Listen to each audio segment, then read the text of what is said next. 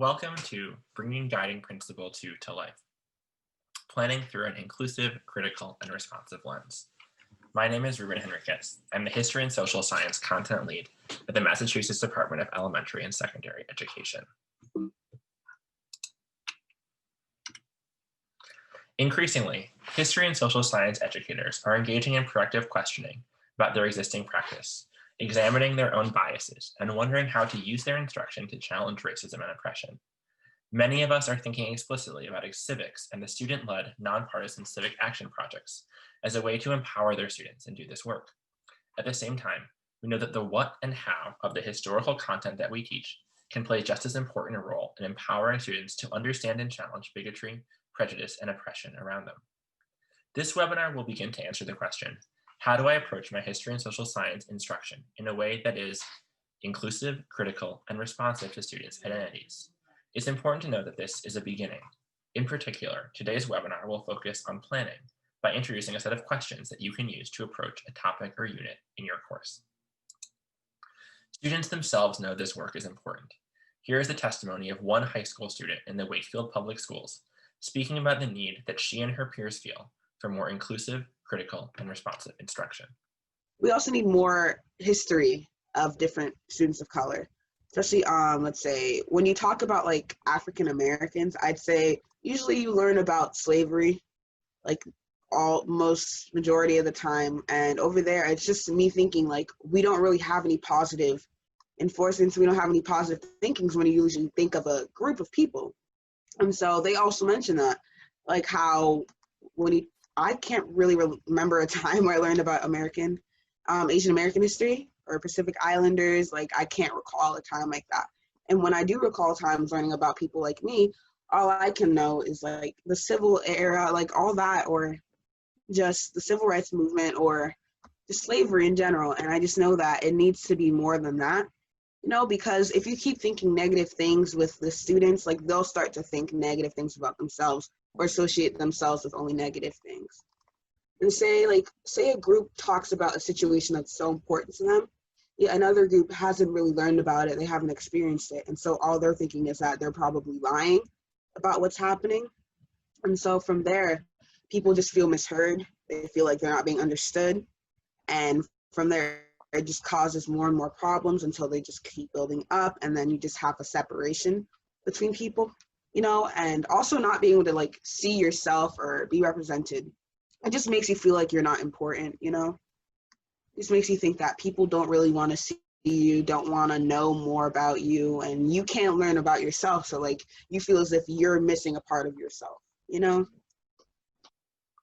This short video will introduce you to Guiding Principle 2 in the 2018 Massachusetts History and Social Science Framework and explain how it supports instruction that is inclusive, critical, and responsive to student identities.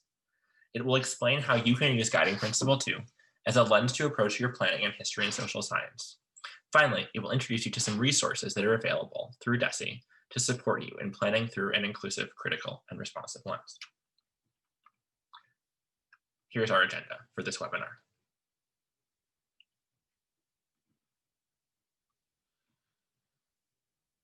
The 2018 Massachusetts History and Social Science Framework has 10 guiding principles that are laid out at the beginning of the document. These principles are the philosophical and pedagogical beliefs and mindsets that should guide you as you make thoughtful decisions about the content, practice, and literacy standards. Unlike particular content standards, these principles apply to all courses, topics, and grade levels.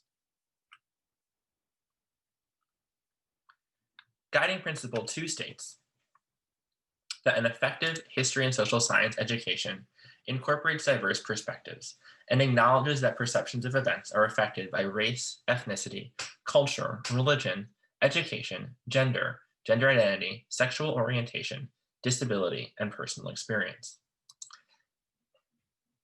We summarize Guiding Principle 2 as saying that history and social science education has 3 major emphases. It should be inclusive, critical, and responsive. Inclusive instruction incorporates and centers a diversity of historical perspectives, voices, and narratives. Critical instruction challenges students to consider how their identity and social position shape people's perception of events, and it encourages honest and informed discussions about prejudice, power, and oppression. Responsive instruction offers all students the opportunity to see themselves and people who share aspects of their many identities reflected in their study of the past. It's important to note that this is part of, not apart from, high-quality history instruction. As Clint Smith explains, asking students to complicate their beliefs and hold together a complex set of facts that don't fit neatly into a specific ideological position demands a level of cognitive dexterity that's often missing in our social studies curricula. We do not have to choose between a rigorous lesson and a culturally responsive one. In fact, Guiding Principle 2 supports high-quality instruction in many ways. Beyond maintaining accuracy and rigor, as Smith describes, exposing them to multiple narratives, explicitly analyzing injustice and oppression, and being attuned to the way that students see themselves in the curriculum can prepare them for citizenship by helping them navigate diverse and conflicting viewpoints. This work also builds the understanding and grounding that students need to challenge injustice around them, for example, through student-led civics projects. Furthermore, the erasure that results when students don't see themselves in the curriculum can have lasting and deep effects on their identity development. Additionally, while critical, inclusive, and responsive instruction has benefits for all students, some research has shown that when students of non-dominant identities are in courses where they see their culture and identities reflected in what they learn, it can fuel greater academic success. So what does this mean for our instruction? Guiding Principle 2 demands intentional reflection and planning to ask if what we teach is inclusive, critical, and responsive, and make adjustments to our practice if necessary. Let's take a look at a third grade topic. This topic includes standards about the leadership of Pilgrims, Puritans, and Native peoples, the consequences of Puritans' arrival for Native peoples in Massachusetts, daily life in the Massachusetts Bay Colonies, the role of slavery in the American colonies, and the early Massachusetts economy. Take a minute to look over this list of activities that a teacher might do within that topic. Think to yourself, is this inclusive, critical, and responsive? What changes would you make, and what activities might you keep? Which activities would you want to learn more about, and why?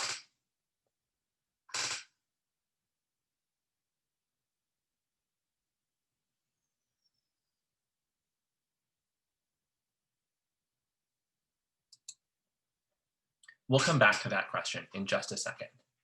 Let's talk now about how to bring Guiding Principle 2 to life in your planning. To support you in bringing Guiding Principle 2 to your planning, the department has created a quick resource guide and planning questions. The rest of this video will support you in applying those questions to your own planning. If you haven't downloaded this document, which includes the quick reference guide and the planning questions, it would be helpful to do so now at the website listed in the video. Here's an overview of the process that we'll discuss to apply Guiding Principle 2 to your planning by applying those planning questions. We'll begin by thinking about the big picture. What are you teaching? What biases and beliefs are you and your students beginning with? And where do you want students to end up? We'll then reflect on your current practice. Use Guiding Principle 2 to reconsider the content that you teach and plan strategically and carefully about how you will teach this.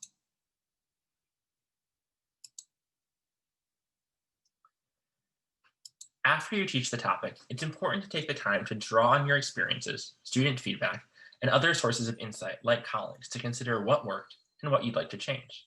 As with any change to your practice, planning through the lens of Guiding Principle 2 is an iterative process. You won't get it right the first time. And of course, through this work, although Guiding Principle 2 can support you, it's especially powerful to engage in this work together in a professional community. Find peers who can push your thinking or point out your blind spots as a way to help support you in this process. So let's take a look at these questions in more detail. The first set of questions aims to help you assess where you're starting and where you'd like to end up.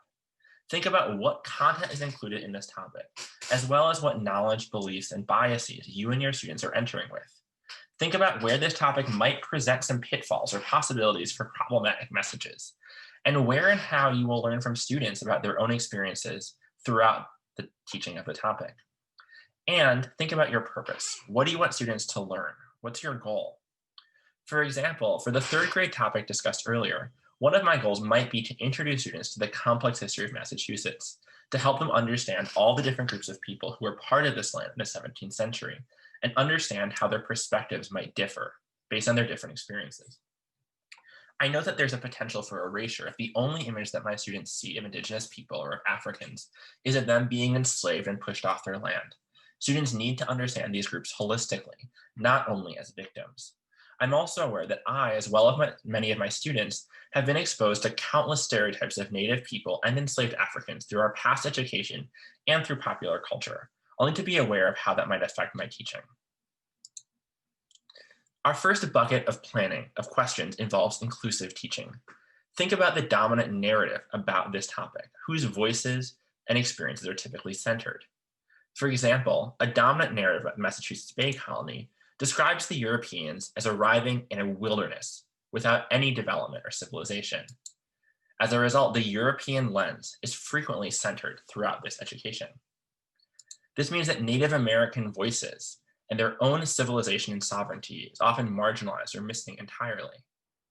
As I think about the instructional approaches that I can use to foster student engagement, I might think about trade books that are grade appropriate that could introduce my third graders to the rich culture that existed in the Americas before the arrival of Europeans. I can also think about images and videos that will ensure that these voices and perspectives are included equitably. Our second bucket of questions asks us to think about the extent to which instruction challenges students to consider how identity and social position shape people's perceptions of events, and encourages honest and informed discussions about power, prejudice, and oppression. Within this topic, the role of identity and social position typically shows up when we talk about race. Slavery is a part of this topic, and so race often does come up to some extent in the way that it's taught. There are other ways in which prejudice and oppression was both present and challenged. For example, we might look at European dissenters in the Massachusetts Bay Colony, like Roger Williams or Anne Hutchinson. We might also look at the way that enslaved people resisted their condition and tried to fight for freedom. Thinking about the instructional approaches that can empower students to engage in meaningful and brave conversations in a grade appropriate way, Teaching Tolerance recommends that third graders examine race and prejudice as concepts first, before looking at how they play out in history. They suggest some instructional activities that students could use to think about their own experiences with stereotypes, and then think about how those stereotypes might have played out in the past. Our last bucket of questions relates to responsive planning, whether students typically see themselves and how in the topic that's presented. I know that the typical way that slavery is taught might lead Black students to be only seen as victims rather than as agents with their own capability for action. This could lead to a victim narrative developing among Black students that we'd like to avoid. Additionally, this topic presents some opportunities for students to learn more about their different identities. Because it's focused on Massachusetts history, there are different ways that local history and community groups could be involved and brought into the classroom. As I think about the instructional approaches I could use while teaching this topic, I could encourage my students to connect the cultures they're learning about, Indigenous culture, African culture, and European culture, to their own values and experiences in the modern world. I could even encourage students to do a land acknowledgement as one potential instructional activity, where they learn about the Native people that used to occupy the land in which they're currently learning, and write a land acknowledgement to share this history with their peers. Now that I've done all that planning, it's time to actually go and teach. Some of these things might work well, and others might need some improvement. This is where our last set of questions comes in. Once I have taught this topic, I want to sit down and learn and plan forward, to think about what the impact of my planning and instructional choices was.